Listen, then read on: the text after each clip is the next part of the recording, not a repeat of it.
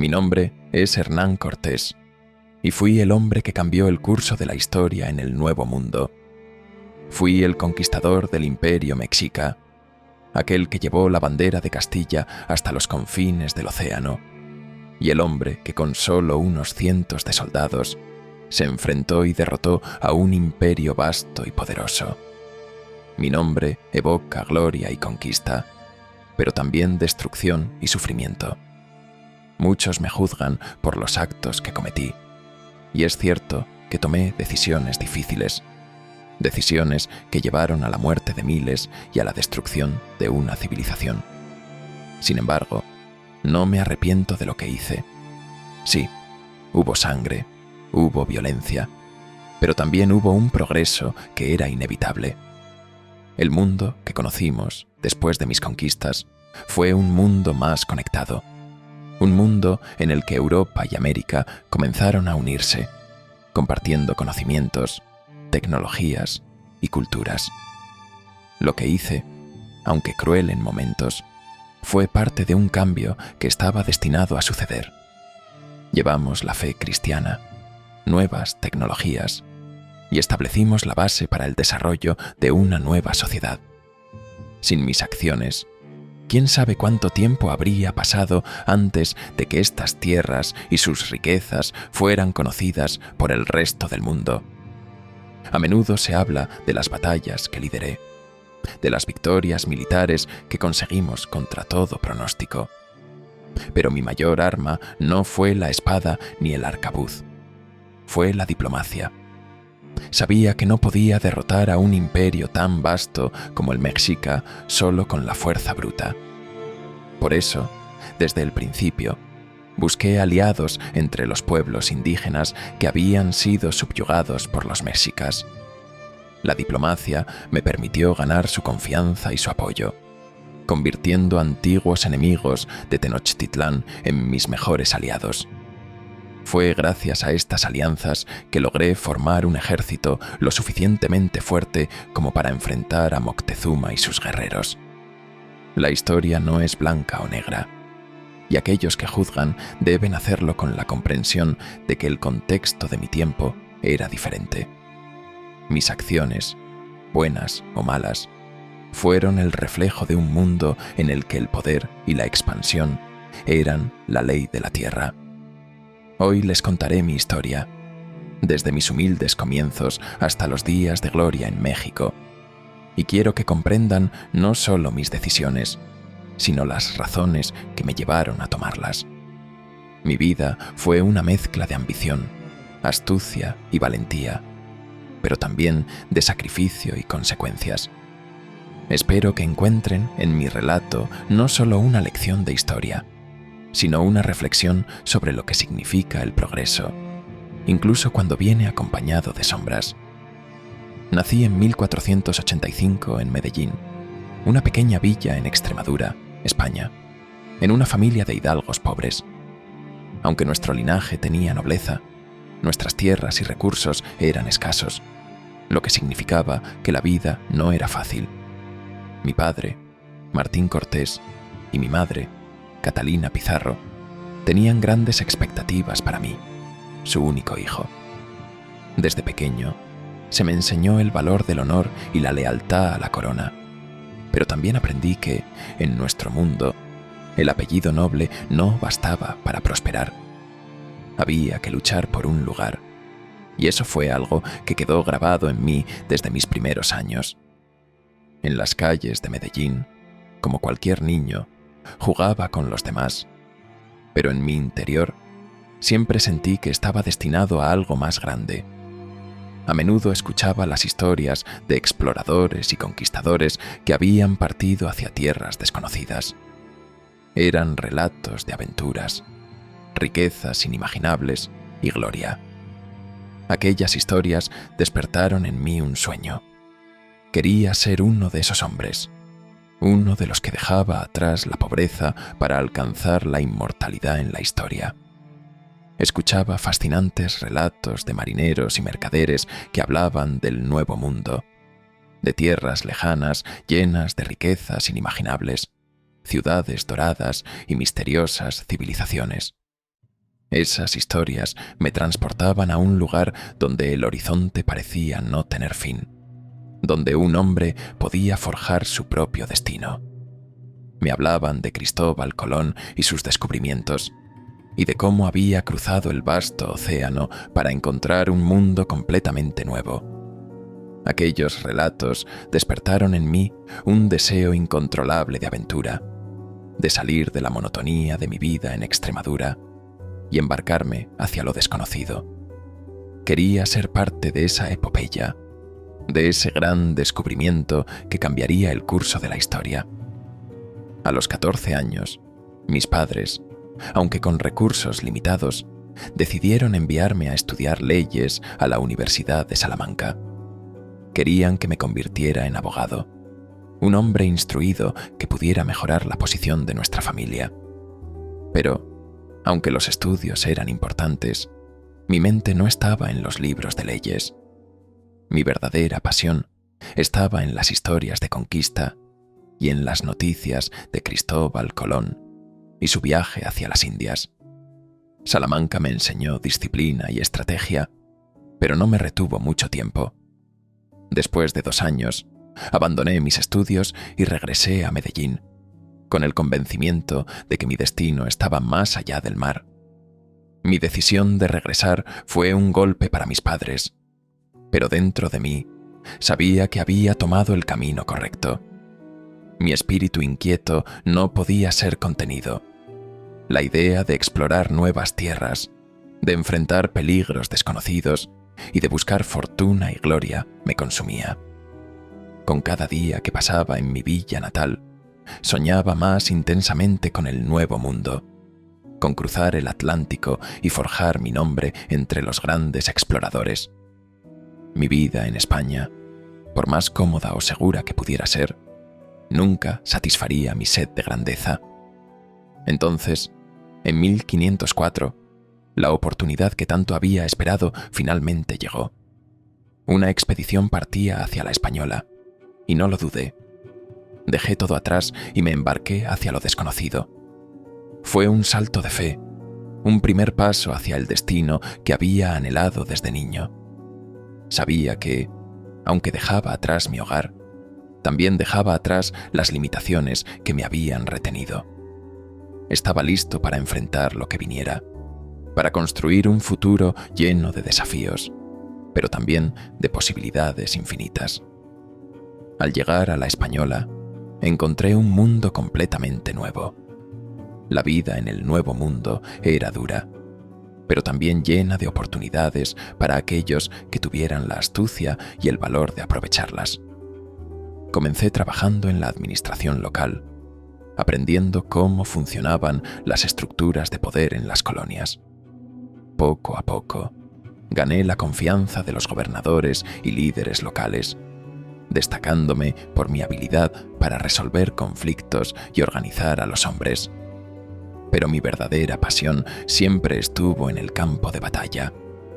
No pasó mucho tiempo antes de que me uniera a las expediciones de conquista que se organizaban para someter a los pueblos indígenas. Fue allí, en el calor de la batalla, donde realmente comencé a aprender el arte de la guerra.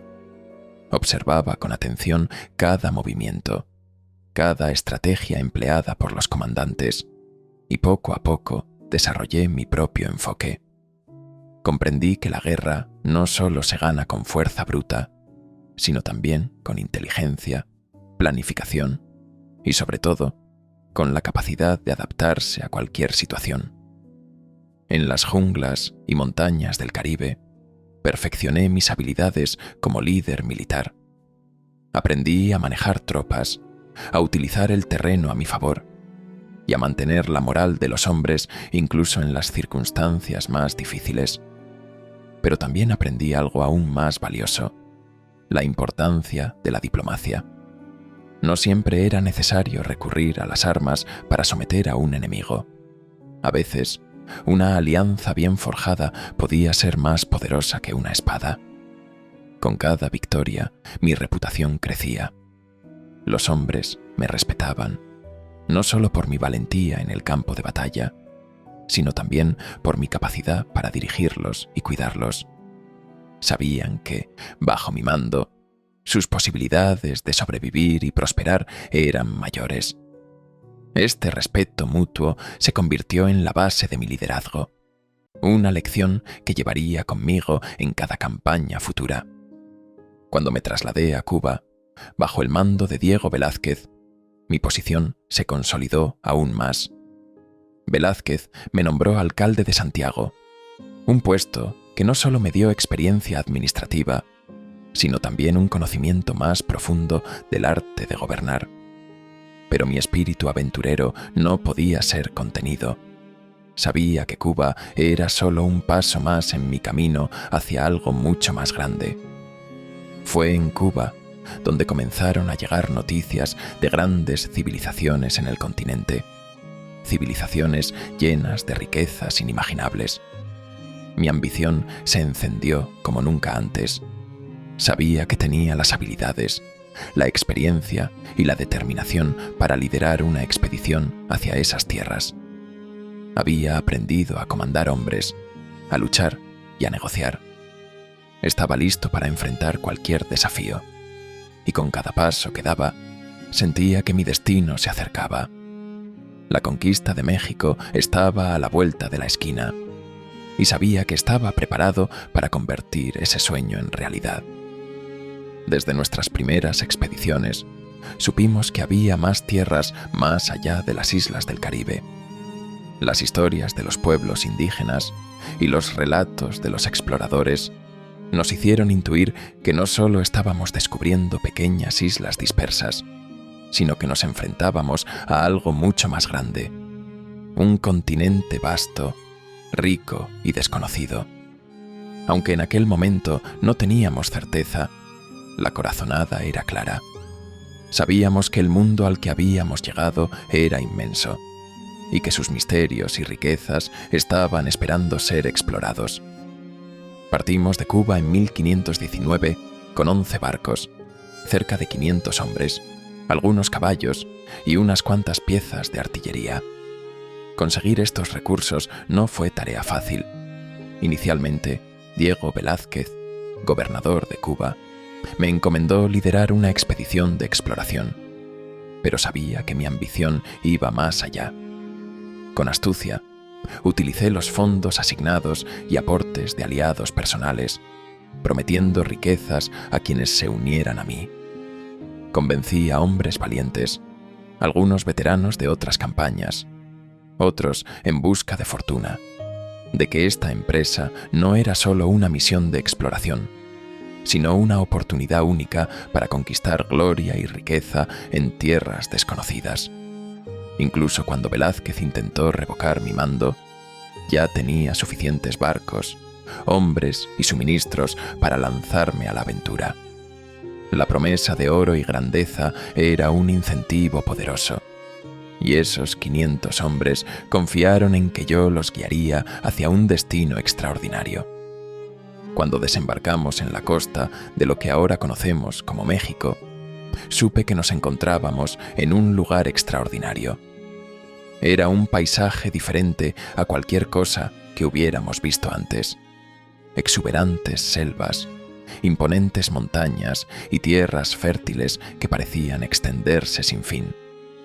Pero lo más sorprendente no fue la tierra en sí, sino sus habitantes. Pronto descubrimos que este territorio estaba habitado por numerosos pueblos, cada uno con su propia cultura, lengua y tradiciones. Sin embargo, lo que todos estos pueblos tenían en común era su sometimiento a un poderoso imperio, el Imperio Mexica. Fue entonces cuando conocí a Malinche, una mujer que cambiaría el curso de nuestra expedición y quizás de la historia. Malinche, o Malintzin, fue entregada por los mayas en Tabasco como parte de un tributo tras nuestra victoria en una batalla inicial. Al principio, parecía solo una esclava más, pero pronto me di cuenta de que era mucho más. Ella hablaba tanto el náhuatl, la lengua de los mexicas, como el maya, y con la ayuda de un intérprete que dominaba el maya y el español, logramos comunicarnos. Malinche se convirtió en mi voz, mi consejera y, en muchos sentidos, en mi aliada más valiosa. Su inteligencia y comprensión de las complejas relaciones entre los pueblos indígenas me permitieron navegar por un mundo que de otra manera habría sido incomprensible para mí. Cuando comenzamos a avanzar tierra adentro, rápidamente me di cuenta de que el poder del Imperio Mexica no se basaba solo en su fuerza militar, sino en su capacidad para subyugar a otros pueblos. Los mexicas exigían tributos, imponían su religión y gobernaban con mano de hierro. Esta opresión había generado un profundo resentimiento entre muchas de las tribus sometidas. Al comprender esto, supe que nuestra mejor estrategia no sería enfrentarnos directamente al imperio con nuestra pequeña fuerza, sino aprovechar esta disconformidad para forjar alianzas con los pueblos indígenas. Mi pequeño ejército contaba con poco más de 500 soldados españoles, unos pocos caballos y algunos cañones. No teníamos la fuerza suficiente para enfrentarnos a un imperio de millones, pero teníamos algo que ellos no: la diplomacia, la estrategia y, gracias a Malinche, la capacidad de comunicarnos y pactar con los líderes locales. Visitamos pueblos como Tlaxcala, que se encontraba en guerra constante con los mexicas. A través de negociaciones, convencimos a los tlaxcaltecas de que unirse a nosotros no solo era una oportunidad para liberarse del yugo mexica, sino también para formar parte de algo más grande. A medida que avanzábamos, nuestra fuerza crecía con cada nuevo aliado. Finalmente, después de semanas de marchas y encuentros, llegamos a la gran ciudad de Tenochtitlán. Lo que vi allí me dejó sin aliento. En mi mente había imaginado una ciudad grande, tal vez similar a las nuestras en Europa, pero Tenochtitlán era algo completamente distinto. Construida en medio de un lago, la ciudad parecía flotar sobre el agua. Sus puentes y calzadas conectaban sus islas con la tierra firme, y sus templos se elevaban hacia el cielo, desafiando la imaginación. Era una metrópoli vibrante, llena de mercados, palacios y edificios que parecían brillar con la luz del sol. En ese momento, pensé en las ciudades de Europa que había conocido. Ninguna de ellas, ni siquiera Sevilla o Lisboa, podía compararse con la inmensidad y el esplendor de Tenochtitlán. Era una civilización avanzada, con un sistema de gobierno complejo, arquitectura monumental y un comercio próspero. No podía evitar admirar lo que los mexicas habían construido, incluso mientras planeaba su conquista. Me pregunté cuántos en España comprenderían la magnitud de lo que estábamos presenciando. A pesar de la majestuosidad de la ciudad, sabía que la diplomacia que había empleado con otros pueblos no sería suficiente aquí. Moctezuma, el emperador mexica, nos recibió con respeto y ofreció tributos, pero era evidente que nuestra presencia inquietaba a los mexicas. Había tensión en cada esquina, y sabía que el equilibrio de poder era frágil. Sin embargo, confiaba en mi estrategia y en la lealtad de nuestros aliados indígenas. Tenochtitlan era un coloso, pero incluso los gigantes pueden caer si se golpean en el lugar correcto. Lo que distinguió nuestra campaña en estas tierras fue nuestra capacidad para tejer una red de alianzas. Comprendí que no podía vencer solo con la fuerza de las armas, y cada acuerdo, cada pacto con un nuevo pueblo, nos acercaba más a nuestro objetivo. Fue una lección de liderazgo y estrategia que nunca olvidaré. La verdadera victoria no siempre está en el campo de batalla, sino en la capacidad de construir y mantener alianzas que te fortalezcan en el momento crucial. Hoy, al mirar hacia atrás, sé que Tenochtitlán fue tanto el lugar de mi mayor gloria como el de mi mayor desafío. Su caída marcó el comienzo de una nueva era, pero también el fin de una civilización impresionante.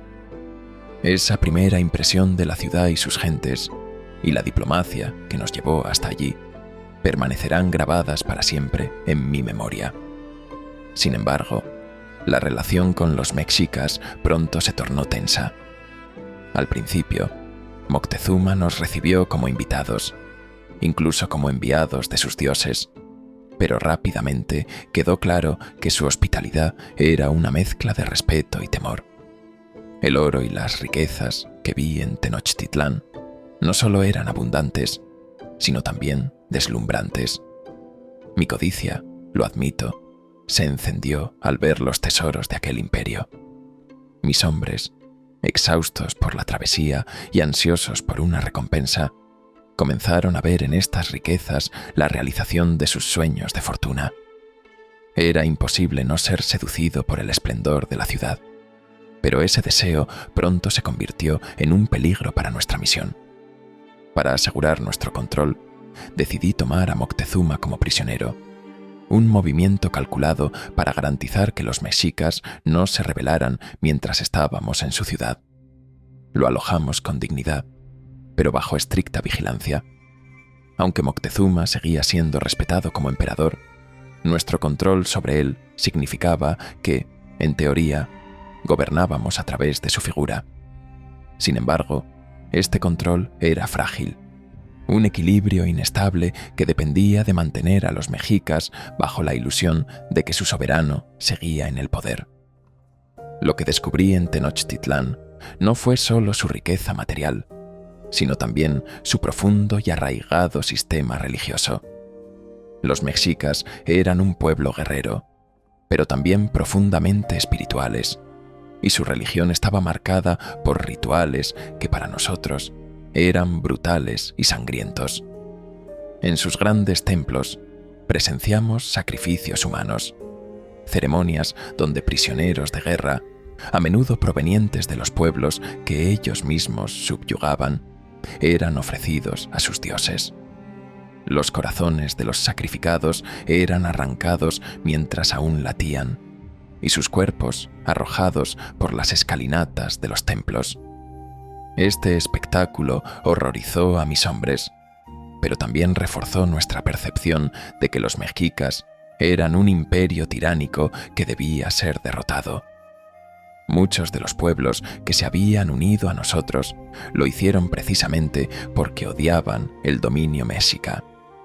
Estos pueblos habían sufrido no solo el peso de los tributos, sino también la constante amenaza de ser capturados para los sacrificios. Al ver la oportunidad de librarse de sus opresores, depositaron su confianza en nosotros. Sin embargo, los mexicas no iban a aceptar pasivamente nuestra presencia. La tensión creció, y pronto estallaron revueltas dentro de la ciudad, un claro indicio de que nuestra posición se volvía cada vez más precaria. La situación empeoró con la llegada de una expedición enviada por Diego Velázquez desde Cuba. Velázquez, envidioso y temeroso de mi creciente poder, había enviado a Pánfilo de Narváez con la misión de arrestarme y tomar el control de la expedición. Esto no solo era una amenaza para mi liderazgo, sino también para la supervivencia de nuestra misión en México. Era evidente que mis acciones ya no eran vistas con buenos ojos en Cuba, pero no podía permitirme el lujo de dividir mis fuerzas ni perder el control sobre Tenochtitlán. Con rapidez y decisión, dejé la ciudad temporalmente y enfrenté a Narváez. Logré derrotarlo y convencer a sus hombres de unirse a mí, aumentando así nuestro número y nuestra fuerza. Pero mientras yo estaba fuera, el caos estalló en Tenochtitlán. Mis hombres, bajo el mando de Pedro de Alvarado, habían actuado con brutalidad durante una celebración religiosa mexica, lo que desencadenó una rebelión abierta. Al regresar, encontré una ciudad al borde del colapso, con nuestra posición más débil que nunca. Los mexicas, conscientes de nuestra vulnerabilidad, no tardaron en expulsarnos.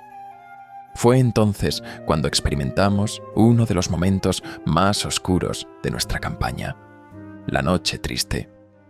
Bajo la presión de los ataques mexicas, intentamos huir de la ciudad durante la noche, pero fuimos emboscados en los estrechos puentes que conectaban Tenochtitlán con la tierra firme. Perdimos a muchos hombres, junto con gran parte del oro y las armas que habíamos acumulado. Fue una retirada humillante, pero lejos de rendirnos, este revés solo fortaleció mi determinación. Sabía que, para vencer, necesitaría reunir más aliados y reorganizar nuestras fuerzas. La caída de Tenochtitlán no sería rápida ni fácil, pero era un objetivo que estaba decidido a alcanzar. La diplomacia y la estrategia, que habían sido nuestras armas más poderosas, volverían a jugar un papel crucial en los meses venideros. Tras nuestra humillante retirada en la Noche Triste, supe que para conquistar Tenochtitlán necesitaríamos más que fuerza bruta. Los mexicas eran un enemigo formidable, pero también sabía que su imperio estaba debilitado por las tensiones internas y el resentimiento de los pueblos sometidos. Aprovechando estas divisiones, volví a forjar alianzas con los tlaxcaltecas y otros pueblos indígenas que deseaban ver la caída del imperio mexica. Reuní un ejército más grande y mejor preparado, compuesto por miles de guerreros indígenas aliados y los soldados españoles que aún confiaban en mi liderazgo. Durante meses, asediamos Tenochtitlán. Cortamos sus suministros, bloqueamos las calzadas y destruimos sus rutas de abastecimiento en el lago. Nuestros aliados indígenas fueron esenciales en este esfuerzo, ya que conocían el terreno y tenían cuentas pendientes con los mexicas. La ciudad, una vez vibrante y llena de vida, comenzó a sufrir. La falta de alimentos y agua, sumada a las enfermedades como la viruela, que había llegado con los españoles, debilitó a la población. Lo que los mexicas no sabían era que enfrentaban no solo a un enemigo militar, sino también a una epidemia devastadora que redujo drásticamente su capacidad de resistencia. El asedio culminó en una serie de combates brutales. Avanzamos poco a poco, tomando una calzada tras otra, luchando por cada palmo de tierra. La resistencia mexica fue feroz. Sus guerreros defendían la ciudad con todo lo que tenían, conscientes de que estaban luchando por la supervivencia de su civilización.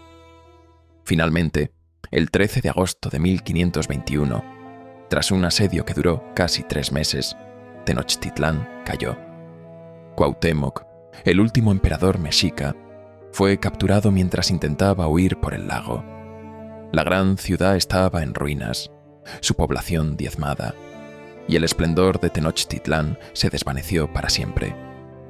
Cuando entramos en la ciudad, lo que vimos fue devastador. Tenochtitlán, una de las ciudades más magníficas que jamás había conocido, estaba reducida a escombros. Las calles estaban llenas de cadáveres, las pirámides y templos destrozados, y el lago, que alguna vez fue símbolo de vida, ahora reflejaba el sufrimiento de un imperio caído. Aunque habíamos logrado la victoria, no pude evitar sentir una mezcla de triunfo y tristeza. Sabía que habíamos sido parte de algo monumental, pero también algo profundamente destructivo. Con la caída de Tenochtitlán, se consolidó el dominio español en México. Fundé la Ciudad de México sobre las ruinas de la antigua capital, y desde allí comenzó una nueva era, una mezcla de culturas que marcaría el futuro de estas tierras. Sin embargo, la conquista no fue el final del conflicto. Las tensiones, las rebeliones y los desafíos continuaron, pero habíamos logrado nuestro objetivo: someter al poderoso imperio mexica y abrir las puertas del nuevo mundo a España. Hoy, reflexiono sobre esos días con sentimientos encontrados. La caída de Tenochtitlán marcó el fin de una civilización y el nacimiento de otra.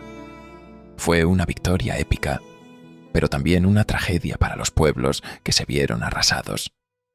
Que la historia juzgue mis actos.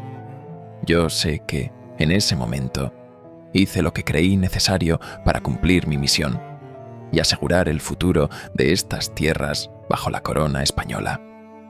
Con la caída de Tenochtitlán y la fundación de la Nueva España, comenzó una nueva era en estas tierras. Mi misión estaba cumplida, y el dominio español se extendió rápidamente sobre el antiguo imperio mexica.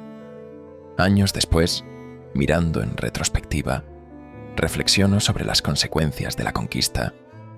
Fue un tiempo de grandes cambios, de gloria, pero también de destrucción y dolor. No me arrepiento de haber realizado mi misión, pero soy consciente del precio que muchos pagaron por ella. Al derrumbar un imperio tan poderoso como el mexica, alteramos profundamente el curso de la historia en este continente. Aunque trágica, la conquista también trajo consigo cambios que hicieron posible un nuevo tipo de vida en estas tierras. Las enseñanzas del cristianismo, con su mensaje de redención y paz, encontraron eco entre los pueblos indígenas, que cansados de los sacrificios y del temor a los dioses sangrientos de los mexicas, aceptaron la fe cristiana con relativa facilidad. Sin embargo, la evangelización no fue rápida ni fácil, pero poco a poco las misiones y los frailes lograron establecer comunidades cristianas.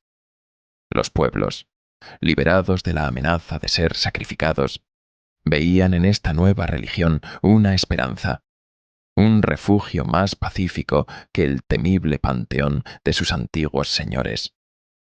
Una de las ironías de la historia es que los descendientes de Moctezuma, aquel gran emperador que alguna vez fue mi adversario, se integraron en la nobleza española. La corona reconoció su linaje y les otorgó títulos nobiliarios, integrándolos en la nobleza española, donde con el tiempo sus hijos y nietos se casaron con españoles y españolas, entrelazando sus raíces con las de Europa. Fue el comienzo de una sociedad mestiza, una mezcla de sangres, culturas y tradiciones que daría forma a lo que hoy es México. En aquel entonces, pocos imaginaban el alcance de esta transformación. Mis últimos años no fueron de gloria. Tras la conquista, enfrenté envidias, juicios y dificultades en la corte española. Aunque esperaba reconocimiento por mis logros, la corona y las autoridades en la Nueva España vieron en mí una amenaza, un hombre demasiado ambicioso al que había que controlar. Mis tierras fueron confiscadas en parte, y pasé largos años batallando para que se me reconocieran mis derechos y méritos. A pesar de los éxitos que había alcanzado en el campo de batalla, en la corte, mis victorias no fueron suficientes para librarme de las intrigas. Morí en 1547, en Castilleja de la Cuesta, en España, lejos de las tierras que había conquistado y de la gloria que un día había alcanzado. Hoy, desde la distancia que da el tiempo, quiero pedir perdón por las atrocidades que se cometieron durante la conquista. Sé que muchas vidas fueron arrebatadas y que innumerables culturas fueron transformadas de manera irreversible. Sin embargo, también debo recordar que vivíamos en un mundo diferente, uno donde la expansión y el dominio eran vistos como parte natural del destino de las naciones. No justifico el sufrimiento causado, pero quiero que entiendan que nuestras acciones fueron un reflejo de la época en la que vivimos, una época de hierro y conquista. Ahora, solo espero que las lecciones de ese pasado ayuden a construir un futuro más justo y humano. Al reflexionar sobre mi vida, dejo un consejo a quienes buscan dejar su huella en la historia. La ambición es una fuerza poderosa que puede llevarte a logros extraordinarios, pero también a tomar decisiones que marcan para siempre la vida de otros. Liderar no es solo conquistar, Es también comprender el peso de cada paso, de cada alianza, de cada sacrificio. No olvides que la grandeza de un líder se mide no solo en sus victorias, sino también en su capacidad para forjar un legado que construya más de lo que destruye. Me despido con la esperanza de que mi historia, llena de triunfos y tragedias, sirva de lección. Que recuerden tanto la gloria de la conquista como el precio de la ambición desmedida. La nueva España, que nació de mi expedición, ha dado forma a un nuevo pueblo, uno que sigue creciendo, cambiando y encontrando su propio camino. Que mi vida sea un reflejo de las complejidades de la historia y de las decisiones que nos llevan a construir o destruir aquello que amamos.